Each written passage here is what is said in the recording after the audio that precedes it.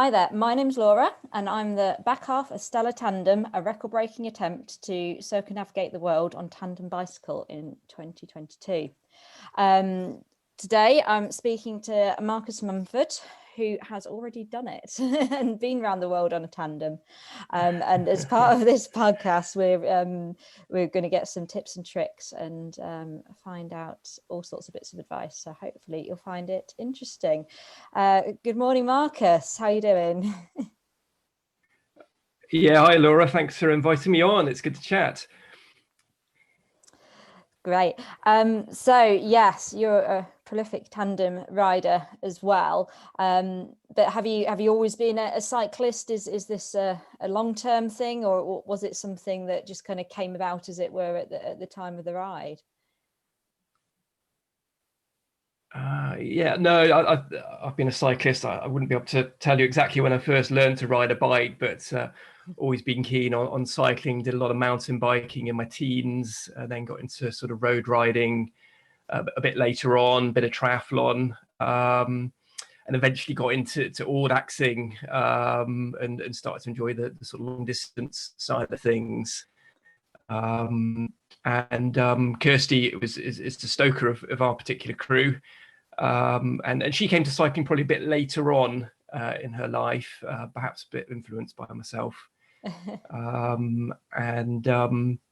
We sort of started tandeming once we got into cycle touring. I think we did our first cycle tour on solo bikes, and we enjoyed it, but perhaps there was a little bit of a speed differential. So that sort of led us to the idea of perhaps choosing a tandem for our subsequent tours, just to sort of combine the efforts and make sure that we were traveling at the same speed and sort of sharing the workload, as it were. Yeah, it definitely makes a big difference. It keeps you closer together, doesn't it? And yeah, I think me and Steve had the same problem, where especially going downhill, he disappears off into the distance, and I come trundling down half an hour later. Whereas I've not got a choice in the tandem; I have to keep up with it. Good one. I mean, how does that work?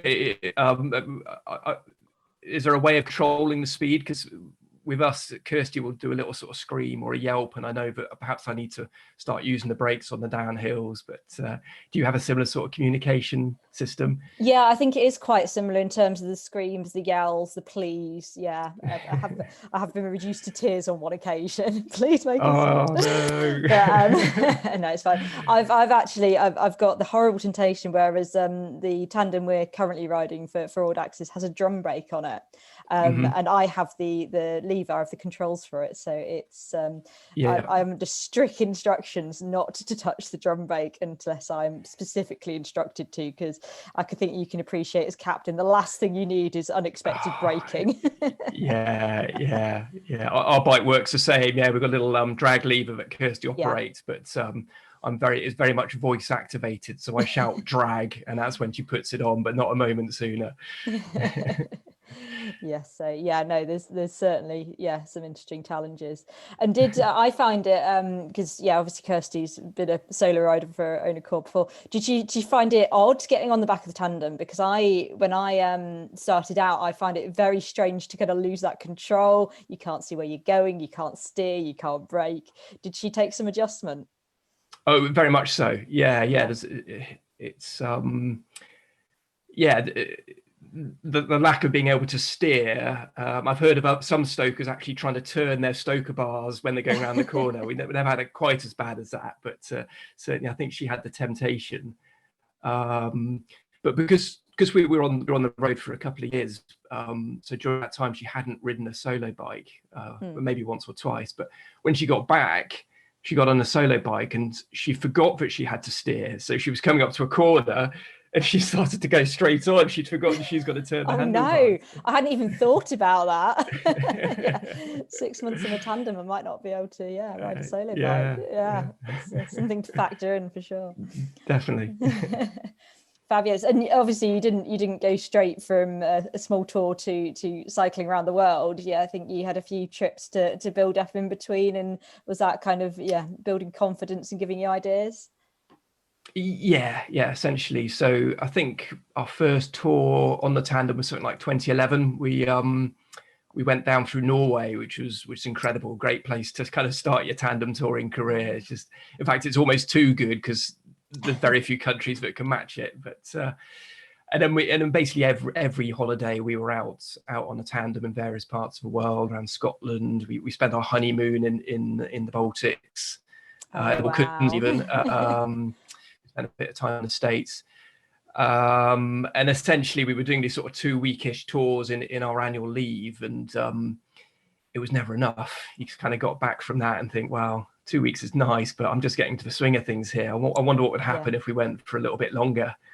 And it kind of gets the you get the maps out and start to look at different routes and things, and you wonder what it'd be like to go a considerable distance. So that kind of escalated into this idea of what was essentially initially going to be from the UK to New Zealand was our original plan, but over the course of the journey, that plan kind of changed for one reason or another, and became a around the world lap. Yeah. So did you set out with a kind of a set route, as it were? Did you kind of, because it's been interesting from my perspective, starting the planning is like, it's almost like, where do you start? That you've got the whole world of roads to pick. Did you start out with a set route and then change it en route, or did you always know it was going to be a little bit flexible? A bit of both, I suppose. We had a sort of string of countries that we knew we wanted to go through, and there's an obvious kind of way to link all of those up. And there was considerations like the weather. Obviously, you don't want to be high on the Pamir Mountains in the middle of winter, so you want to make sure you arrive there at the right time. And also kind of visa considerations as well. So we could only buy visas in certain countries for the countries that followed, and obviously you'd only have a certain amount of time in those countries as well. So you just had to, there was a certain amount of planning involved for that. But the sort of minutiae of the route and the exact detail was something that we worked out kind of on a weekly basis, really. So we didn't kind of have a very hard and fast route, but we knew exactly which road we were going to take. We didn't know that detail till we were much nearer to each place, really. Yeah, because I think you had the luxury of a little bit more time than us. I think it's 851 days you spent away. Yeah. So quite a different style. You're saying 6 months, are you? Gosh, that's super speedy. Yeah.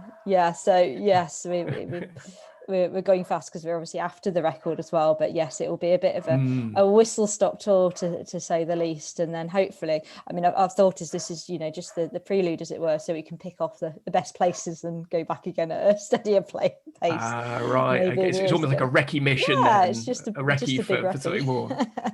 Yeah, brilliant. I think so. Yeah, I have the suspicion that this won't kind of quell our traveling bug. It'll probably just whet our appetite for it. No way. Fantastic. Fabulous. And then you went through 46 countries as well, didn't you? So you kind of covered a fair chunk of the world.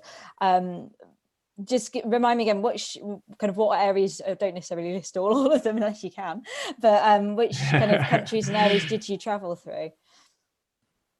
So although we were initially heading for New Zealand, we started by going north, so went up into Scandinavia, up into Sweden, Finland, and then down through the Baltics, Eastern Europe, crossed Turkey, the Caucasus, the fantastic boat across the Caspian Sea to Kazakhstan, and then all through Central Asia. Yeah, that was I mean, you've probably heard stories about it, but it took about 6 days of almost camping out at the ferry office before we managed to secure a ticket. I don't think that'll be an option for us. Something like 30 hours. No. Yeah, it's like 30 hours on a boat with a train full of frozen chicken. Oh wow. Georgians. But anyway, that's a whole other story. But across Central Asia, following the fabled Silk Road, Pamir Highway. Then it was a flight to India to go up through the Himalayas, across Nepal, and then Southeast Asia through Myanmar, across China, Korea, Japan, across the States, back into Lisbon, and then the home straight up through Europe. Amazing. And you started in Bristol, I think, didn't you? Yes, Yeah, yeah, Bristol yeah. to Bristol, So basically. you Keeling literally east to get back to Bristol. That was the plan. joined the links, didn't you? Which I think's really, really cool. We'd love to say we were riding from our front doorstep and coming back round, but the challenge of undertaking kind of precludes that in terms of extra ferries and transport and things. But yeah, that's very cool. So where is your start point? We are thinking Berlin and the Brandenburg Gate as a bit of a ode to Jenny Graham, but we've got family in Germany, so yeah, that's the that'd be plan great. Yeah, that's really, yeah, I think really, really cool place to start and finish. Yeah, I did the Berlin Marathon years ago now, and you finish coming through Brandenburg Gate, and that was properly emotional experience. So it'd be even more so for you, I should think. Yeah, I think Mark Beaumont did the Champs-Elysees, but I think on a standard day, I think no matter what time, day or night, I think the traffic would be pretty terrifying. So yeah, I think the Brandenburg Gate it will be. Cool. Wow, amazing. So yeah, I mean, you kind of covered so much and saw so much. You didn't on that trip. You didn't go through kind of Australia, Africa, or anything like that. Are those places you've been to before, or those places that you might go to in the future? Is there kind of still parts of the world that are left, as it were?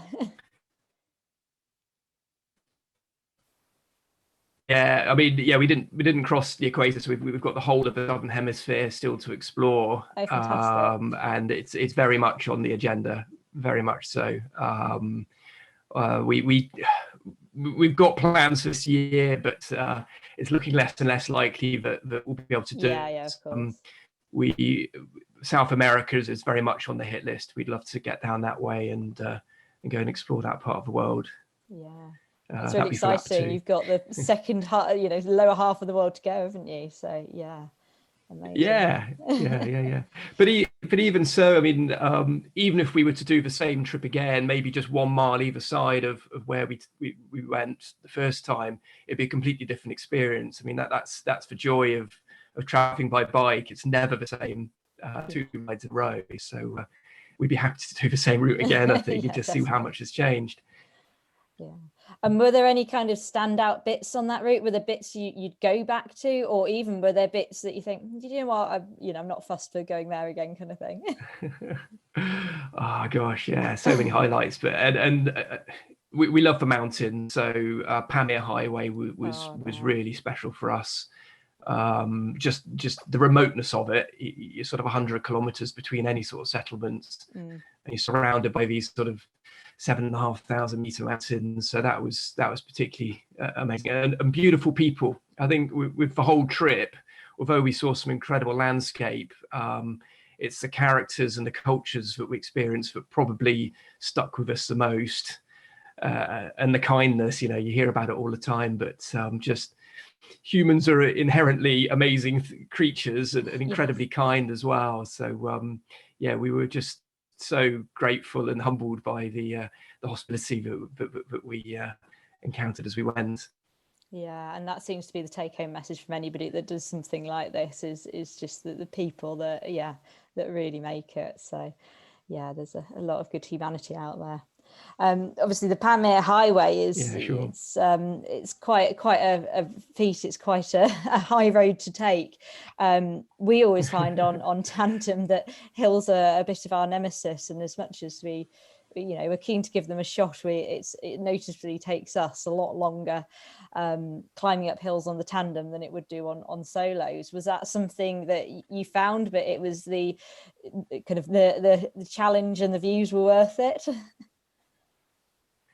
Yeah, it's a funny thing with tandems. You kind of think 2 pairs of legs, you should be able to go twice as quick, but it just doesn't seem to work on the climbs. And obviously you guys, you're a strong crew, aren't you? You've got a pretty serious pedigree behind you. So it's interesting that you're finding the same thing. So you just have to be patient with it and just accept that you are going to be a bit slower going up the hills, but coming down the other side, there's nothing that can catch in tandem. You really pick up some serious speed. Yes, I saw somebody on a tandem group recently trying to argue that no, there's no difference whatsoever going uphill on a tandem. And I thought, I'm not quite so sure about that. So I'm glad you agree with me there. Yeah. I'm not sure I kind of put it down. I think everyone has a different pedal stroke, and the places where they apply the power is slightly different, and it's just almost impossible to synchronize that. So you're almost working against each other when you're going up the hill, even if you're both a strong rider. Yeah, and there's definitely energy loss when you're changing down gears. And I don't know how Kirsty does, but I have to either listen for the Steve to tell me when he's changing gear, or I listen to the click of the gear lever, because to take the weight off the pedals, otherwise you end up grinding. And yeah, I'm pretty sure there's a loss of energy there too. So definitely makes a difference.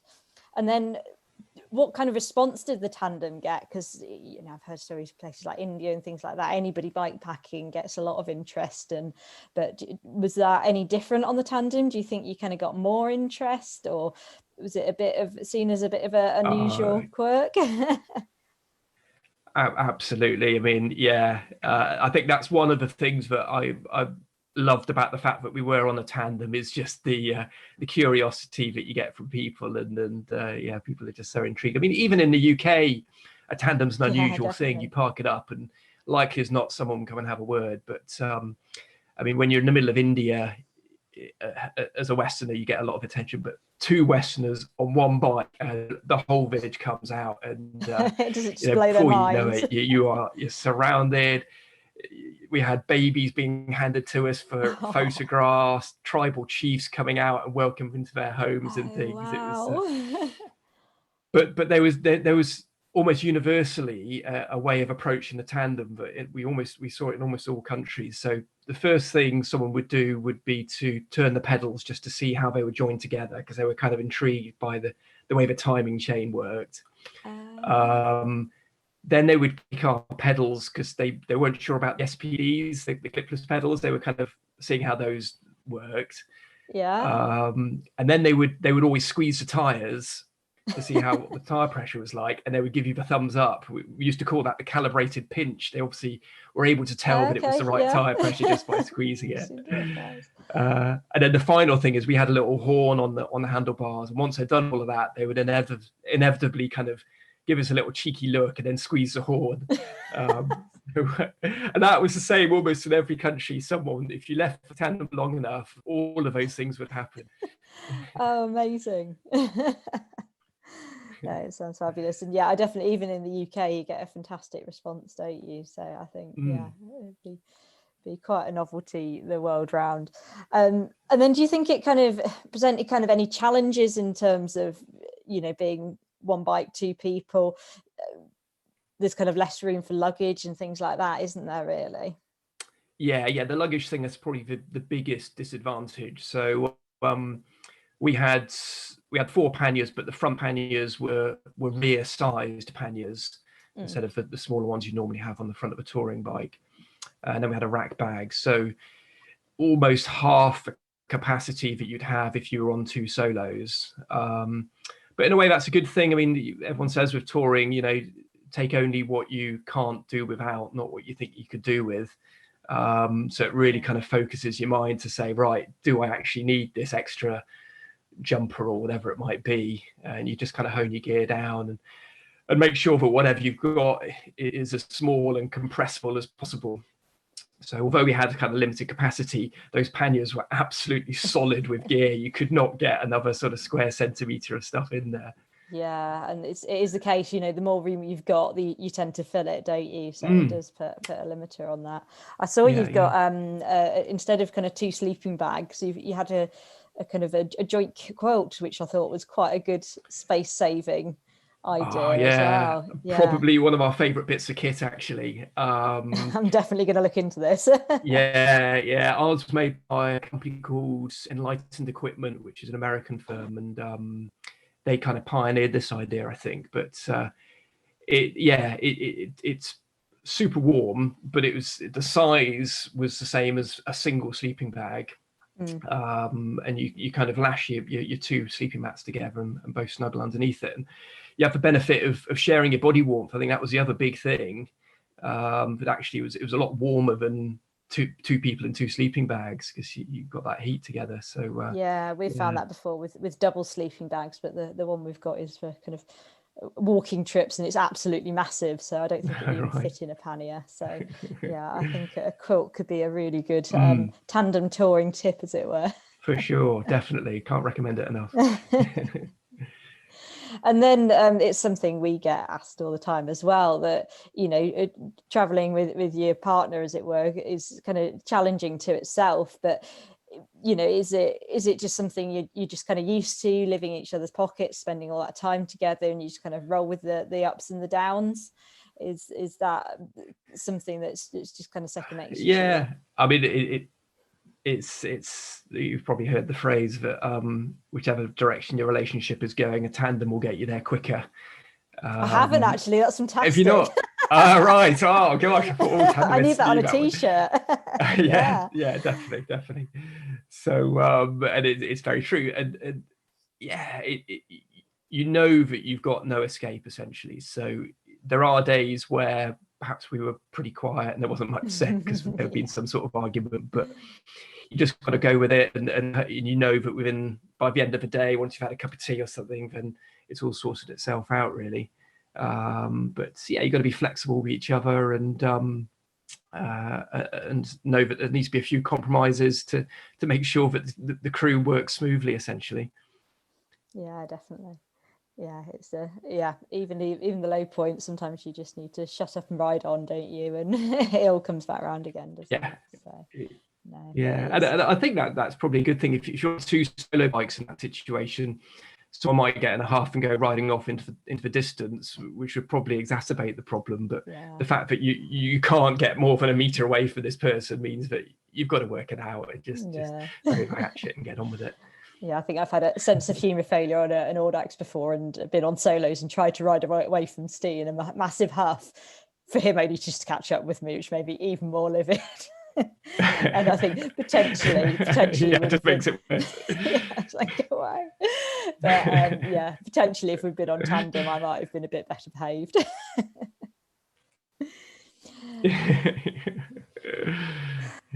So I also want to know, because you've organised some Audaxes as well, haven't you? Which we've talked about them a few times on this podcast. But essentially, they're long distance rides without that competitive element. There's a time limit, but there's no prizes for the speed, isn't there? We've been a bit restricted recently, but yes, I just want to it's been a shame. Yeah. A bit more about those, and whether that's something you might be able to start up again, because they sound like good rides. There certainly seems to be a heavy emphasis on the cake provided, which yes, I mean I think that when I first did my first Audax, it was a ride which it doesn't happen anymore, but it was called the Cotswold Corker. So it started just outside Cheltenham and basically took you up every steep hill in the area. And there was two things that kind of struck me about that ride. One was the old boys that were doing it were the ones who just got on with it and were as quick as any of us young lads, because we kept getting lost. We didn't have to use the route cards and whatever, and this old guy in the riding helmet just kept going past us. But the other thing was that all of the feed stations were manned by WI and scout groups and whatever, and you kind of walked into this village hall, and this table just be groaning with home-baked cakes. And I thought, well, this is the kind of event I could get interested in. You know, you're riding a long way in beautiful countryside and eating your own body weight in cake. I mean, what's not to like about that? So not long after getting into the scene, a friend and I decided we'd quite like to put an event on, because we were living in Bristol at the time, and there weren't actually that many events around Bristol for some reason. So we set up this route. It was called Barry's Bristol Ballbuster and Barry's Bristol Bash, with the two routes, which was a bit of a kind of Mickey take on some of the stupid names that were around at the time. And we employed or recruited the local WIs to provide the catering at the control points. And tried to outdo the Cotswold Corker with the amount of cake. So quite quickly it gained a reputation for being a good ride, but with fantastic catering. So it became quite popular. Amazing. I'm not sure we'll do it this year. We're thinking of maybe doing some sort of virtual event where people can ride the route in their own time, obviously within the government guidance. But when people enter, we'll issue them with a cake recipe, so they can bake their own cake and gorge themselves on that when they get back. Yeah, the fueling is very important. And skipping back again now, but how did you find that kind of on the world travel as well? There's obviously a lot of different cuisines, but did you manage to keep yourself well stoked up with cake all the way around? Yeah, the quality of the cake varied quite considerably. Certainly Central Asia, they weren't big on their cakes. In Central Asia, you had sort of, I think it was about 3 or 4 different dishes. So it was either plov, which is rice with fatty mutton on top, or manti, which is a kind of rice dumpling, or no, a sort of dough dumpling with fatty mutton inside. Then there's lag mak, which is kind of noodles with fatty mutton on the top. So if you didn't like mutton, then you're probably going to struggle. But I think for us, we're not too picky with our food, and so you just have to go with the local cuisine and get what you can find. And I hope there's enough calories in it to keep going, really. Yeah, cycle touring, I think, it's a whole other level of challenge if you start getting picky about what you eat, isn't it? Similar long Audaxes too. You take what you're given, and you're usually extremely thankful for it, and it's no time that food tastes better when you're absolutely exhausted after a hard day. So yes, I think anything goes to some extent, doesn't it? We would always make sure that we had an emergency Snickers in our saddlebags. So yes, having a look through your various pages and social media and things, you've got some other pretty exciting plans on the horizon as well. And yes, I think LeJog as a bog, it seems to be kind of something you still have in the pipeline. What's all that about?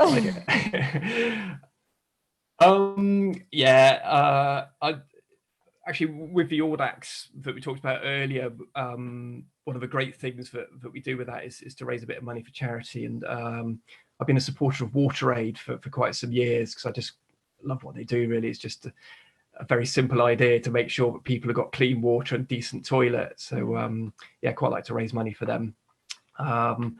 So for my next journey, there's a couple of things I wanted to do. One was to explore the UK a little bit more, because we always say, now you go around the world and see all these amazing places, but perhaps don't spend enough time exploring your backyard.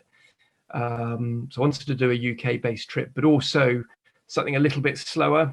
So actually something on foot, a kind of change of tempo and a change of mode of transport. So I thought, well, let's run from Land's End to John O'Groats. I'm hoping perhaps this autumn I'll be able to do it. So I'll be running, and Kirsty will be on her solo bike carrying all the gear, which, to be honest, sounds like the harder I'm not sure side of the deal, to be honest. That's not the easy end of things, is it? Yes, because we cycled it last year, and I think that, especially like trying to keep pace with the runner as well, because there'll obviously be any certain points you can intersect and things like that. So wow. So that's definitely something we'll keep an eye out for, and it sounds very exciting. It should be fun. Amazing. And then you've also just recently had your chapter come out in the biggest book of Yes as well, which is something that I'll look into, which is it short stories from various adventurers, but seem to be the kind of tagline for it. I don't know if are you aware of the Yes Tribe. It's a group set up by a chap called Dave Cornthwaite, who's done all sorts of interesting journeys on various forms of transport. But it's a Facebook group that sort of encourages people to kind of push their limits and try exciting stuff. So they've had a trilogy of books, and the final one was the biggest book of Yes. And basically different people from this Yes Tribe came together to write a chapter on different exciting stuff that they'd done, and I was lucky enough to be picked to be one of the authors.